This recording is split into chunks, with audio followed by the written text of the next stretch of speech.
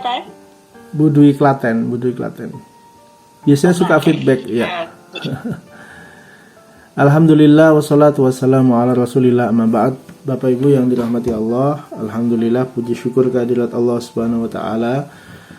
Setelah beberapa hari ini kita melewati bulan-bulan suci ini, di bulan yang suci, di waktu yang baik, saya mengajak marilah kita bersyukur kehadirat Allah Subhanahu wa taala dengan syukur yang sungguh-sungguh, menggunakan semua kenikmatan Allah untuk ketaatan kepadanya.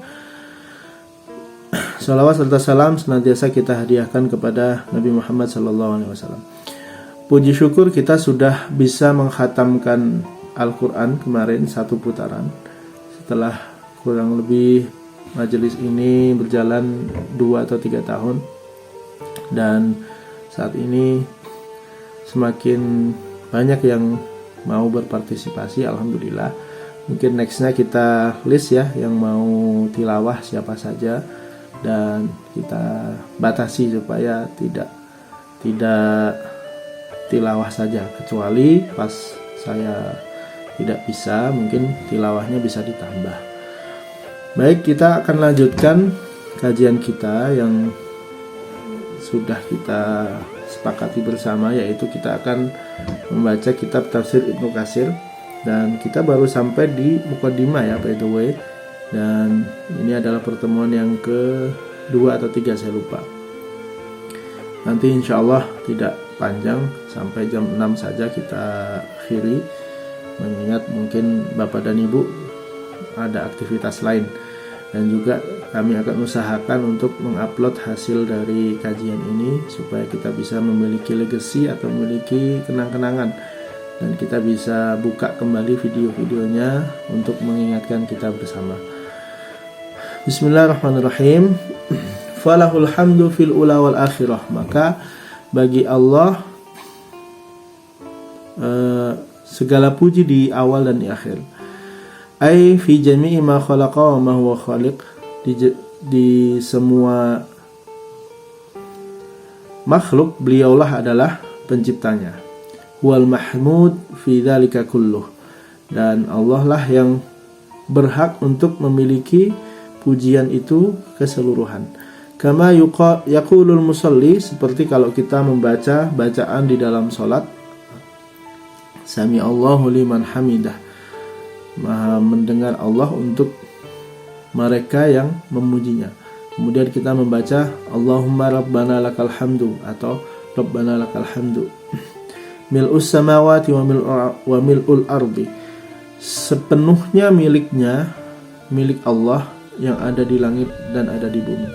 Wa mil'u ma syi'ta min syai'in ba'du, dan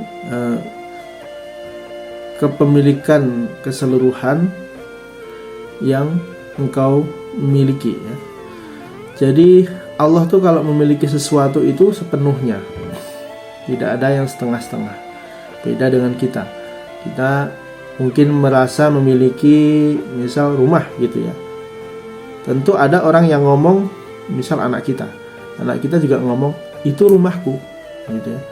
Atau istri kita, suami kita juga ngomong itu rumahku. Berarti nggak sempurna dong. Beda dengan Allah, mil'us samawati wa mil'ul ardi. Miliknya itu sempurna, tidak ada yang barengan. Seperti kita misal bilang suami kita atau istri kita, dia tuh milikku, dia istriku, dia suamiku. Tapi tentu ada orang tua dari istri kita atau suami kita yang juga merasa memiliki dia tuh anakku. Atau mungkin mertua dari istri kita atau orang tua kita mengatakan itu anakku.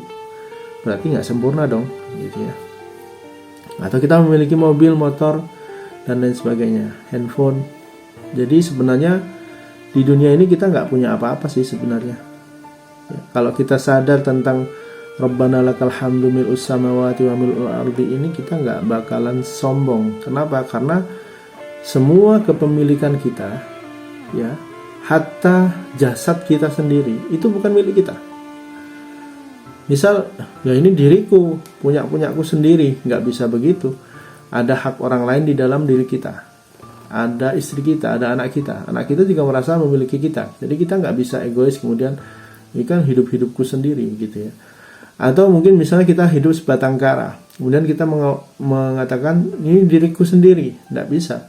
Ada masyarakat, ada komunitas yang juga memiliki hak terhadap diri kita. Misal kemudian kita buang sampah sembarangan, atau kita coret-coret tembok jalanan dan lain sebagainya. Nah itu kan punya komunitas.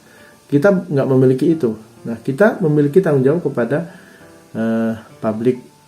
fasilitas publik begitu ya. Jadi di mana-mana yang memiliki kepemilikan secara sempurna sepenuhnya, makanya mil'us samawati, sempurna, kepemilikan yang sempurna. Lama walihada yulhamu ahlul jannah tasbihahu wa tahmidahu kama yulhamunan nafsa.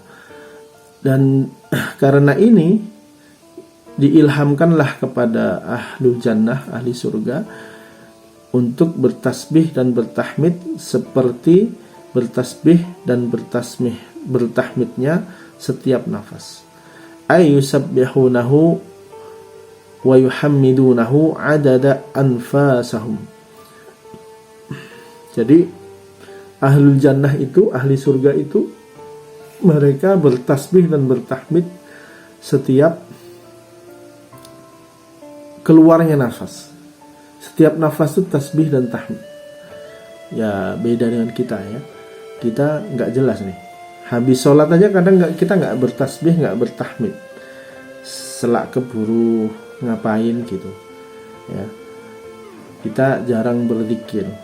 Kalau orang ahli surga, setiap nafasnya adalah zikir. Nah, itulah bedanya kita dengan ahli surga. Nah, tapi semoga kita bagian dari ahli surga. Setiap nafasnya menjadi zikir kepada Allah Subhanahu wa taala.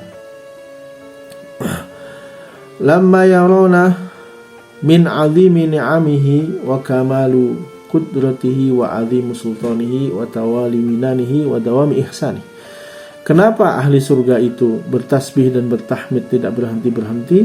Karena mereka tahu betapa besarnya kenikmatan yang diberikan oleh Allah, dan sempurnanya kudrah yang telah diberikan oleh Allah, dan besarnya kekuasaan Allah, dan kesinambungannya pemberian Allah, dan dawamnya, panjangnya kebaikan dari Allah Subhanahu wa ta'ala. Jadi pemberian Allah itu Masya Allah ya, besar sekali, kemudian berkesinambungan. Coba kita bayangkan saja, misal Allah itu berhenti memberikan oksigen kepada manusia 10 menit aja. Ini kalau bukan tawali minanihi, kesinambungan pemberiannya, mungkin semua manusia di dunia udah kolaps sudah. Gak usah lama-lama, 10 menit aja. 10 menit oksigen seluruh bumi ini gak ada. Ya, tinggal berapa orang yang tersisa masih hidup, berapa hewan yang tersisa masih hidup. 10 menit aja, gak usah lama-lama. Maka tidak ada alasan lain kecuali kita bersyukur kepada Allah, membaca tasbih dan tahmid. Kama qala ta'ala, seperti yang difirmankan oleh Allah Subhanahu wa taala, innalladzina amanu wa amilus solihati yahdihim rabbuhum biimanihim tajri min tahtihimul anhar fi jannatin na'im da'wahum fiha subhanakallahumma wa tahiyyatuhum fiha salam wa akhiru da'wahum anil hamdulillahi rabbil alamin.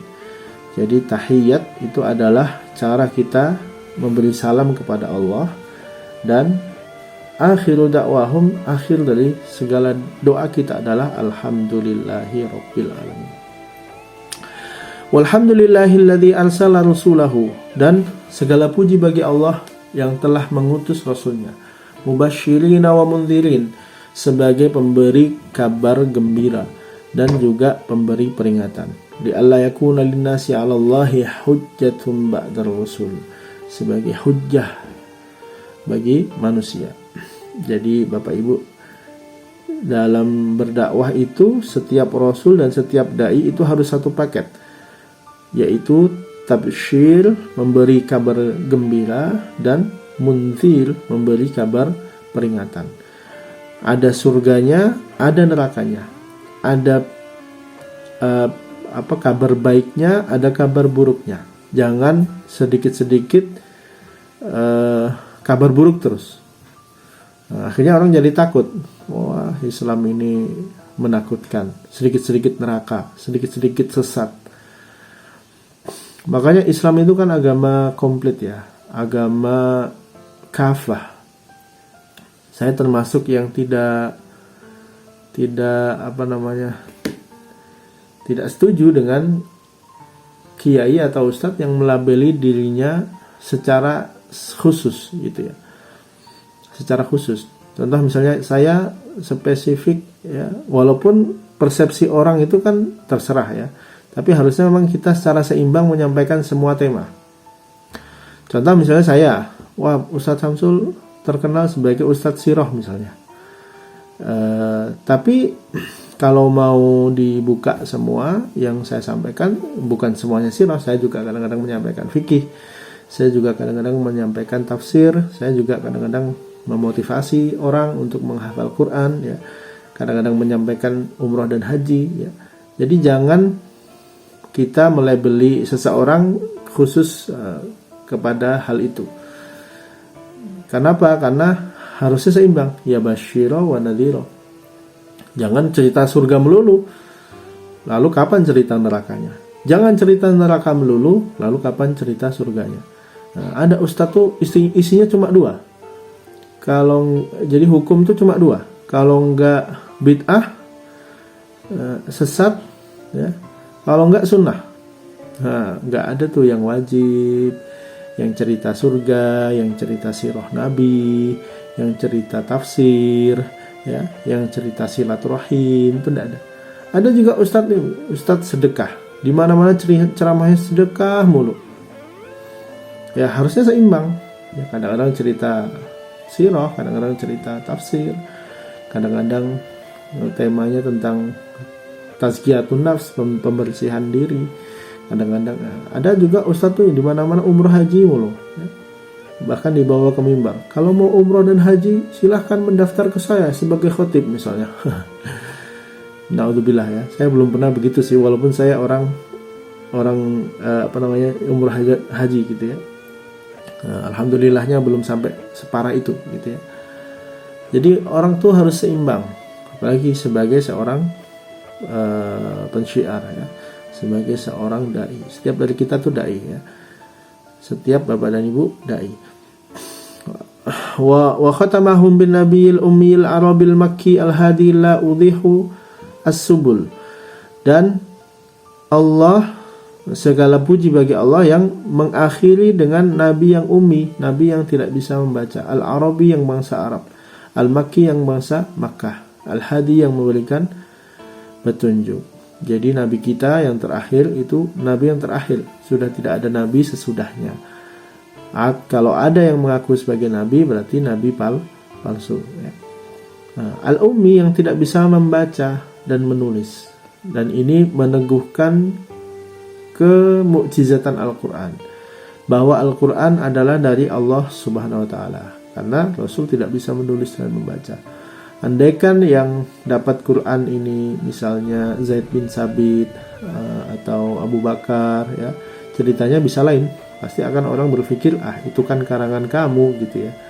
Tapi karena Nabi ini ummi, tapi bisa keluar firman Allah dari mulut beliau, maka kemudian orang percaya bahwa ini adalah dari tanzilum minar rahmanir rahim, diturunkan dari Allah yang Maha Rahman dan Rahim. Arsalahu ila jami'i khalqihi minal insi wal jin, yang diutus kepada semua manusia dan jin. Jadi umat Nabi itu tidak hanya manusia, tapi ada juga yang jin ya. Nah, makanya dimanapun di masjid, di musola itu pasti ada jin muslim ya, yang ikut sholat bersama kita. Nah, cuma ini kadang-kadang harus dijadikan konten ya. Terus pada bikin film horor judulnya Makmum, akhirnya orang jadi nggak berani sholat malam, takut ada yang makmum di belakangnya ya. Yang lagi kontroversi film judulnya Kiblat, ya, bikin orang jadi takut sholat. Akhirnya diprotes sama MUI. Nah, kita termasuk yang mendukung lah ya. Kenapa? Karena selalu dieksploitasi agama kita ini, ya. Mentang-mentang agama kita yang paling ampuh mengusir setan, ya. Nah, diutusnya kepada sekalian manusia dan jin. Nah, di surah jin itu qul uhiya ilayya annahu istama'a nafarun minal jinni faqalu inna sami'na qur'anan ajaba. Nah, ada masjid jin di Mekah, ya. Di Mekah ada masjid jin. Nah, di situ tempat di mana jin itu sami'na qur'anan ajaba. Mereka berkumpul mendengarkan Quran, bahkan mereka menangis. Wa idsarrafna ilaika nafarun minal jinni yastami'una al-Qur'an. Di surah juz 26, ya.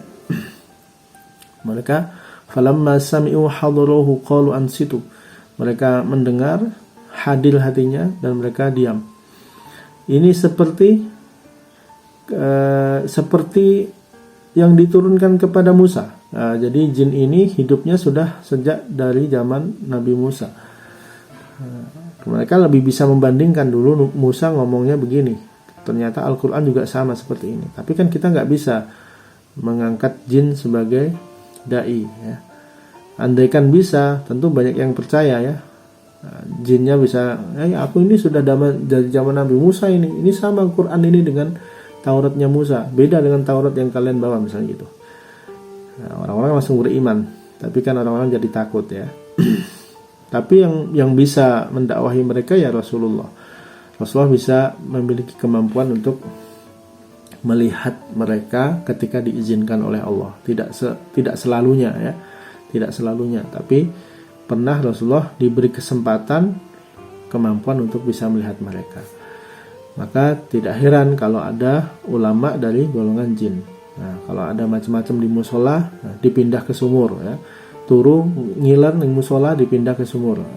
Yang tinggal di situ, jin muslim yang di situ nggak terima. Tapi begitu ada orang yang mungkin khusyuk ngimami bagus, ya mereka juga hadir ikut jadi makmum. Tapi mereka nggak mungkin ganggu, nggak seperti di film, ya.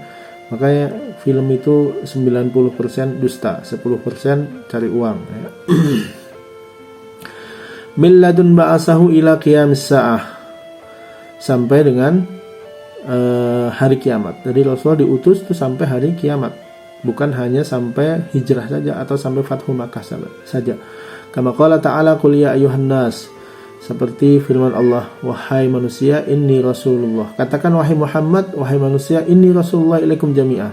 Sesungguhnya aku adalah Rasul kepada kalian keseluruhan. Alladzi lahu mulkus samawati wal ardh, yang memiliki langit dan bumi. La ilaha illa huwa yuhyi wa yumiit, tidak ada Tuhan, dialah yang menghidupkan dan mematikan. Fa aminu billahi wa rasulih, maka berimanlah kepada Allah dan Rasulnya. An-nabiyil ummi, yaitu nabi yang ummi, alladzi yu'minu billah, yang beriman kepada Allah, wa kalimatihi, dan kalimat-kalimat Allah. Wattabi'uhu, dan ikutilah, la'allakum, supaya kalian tahtadun, menjadi orang yang mendapatkan petunjuk. Al-A'raf ayat 158. Wa qala ta'ala li'undirakum bihi wa man balagh, untuk mengingatkan kalian dan kepada orang-orang yang mendapatkan risalah. Faman balaghahu hadza Qur'an min Arabin wa Ajabin, maka Al-Qur'an ini diturunkan kepada, ini masih muqaddimah tafsir Qur'an, ya. Maka Al-Qur'an ini diturunkan kepada bangsa Arab maupun bangsa Ajam. Wa aswada wa ahmara, bangsa yang berkulit hitam maupun berkulit merah.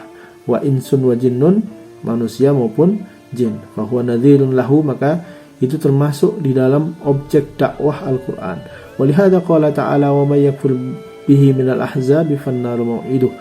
Barang siapa yang kufur terhadap sekutunya, barang siapa yang kufur minal ahzabi, dengan sekutu-sekutunya, dan sekutu-sekutunya yang kufur tadi, fannaru, maka neraka mau'iduhu, tempatnya.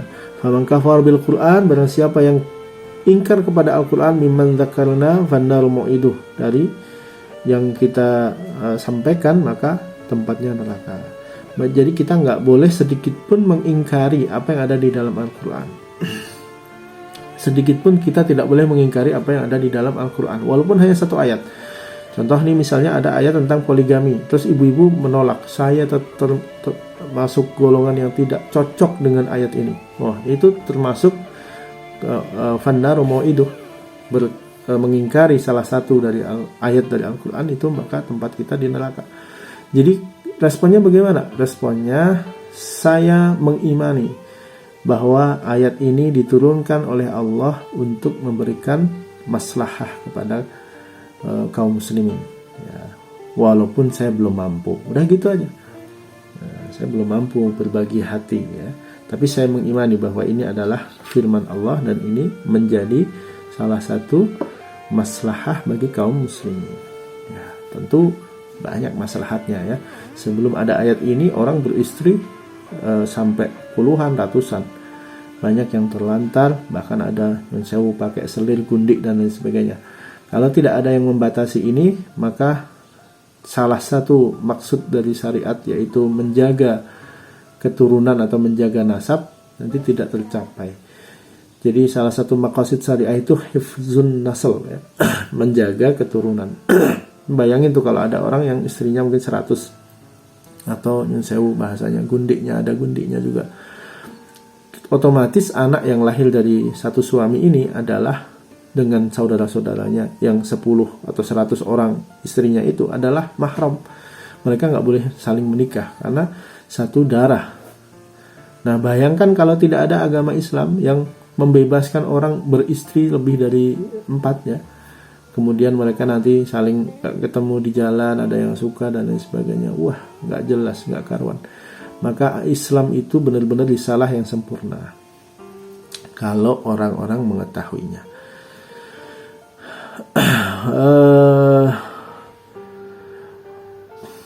Wa kama qala ta'ala fadharni wa may yukadzibu bihadzal hadits sanastadrijuhum min haitsu la ya'lamun wa umli lahum inna kaydi matin. Surah Al-Qalam ayat 45-44. Jadi mungkin itu dulu ya Bapak dan Ibu. Ini sudah jam 6, saya takut nanti mengganggu aktivitas Bapak dan Ibu. Terima kasih atas waktunya, dan semoga puasa kita diterima oleh Allah Subhanahu wa taala. Amal ibadah kita selama bulan puasa diterima oleh Allah Subhanahu wa taala. Sampai ketemu di kesempatan kajian Arafah Mina berikutnya.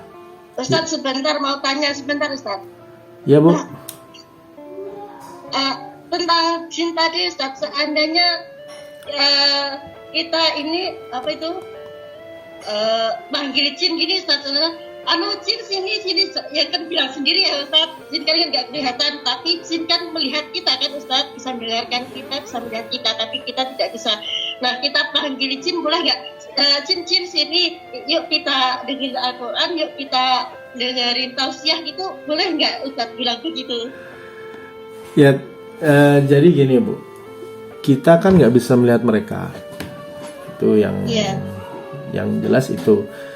Kemudian yang kedua, kita nggak tahu mereka itu jin muslim atau enggak.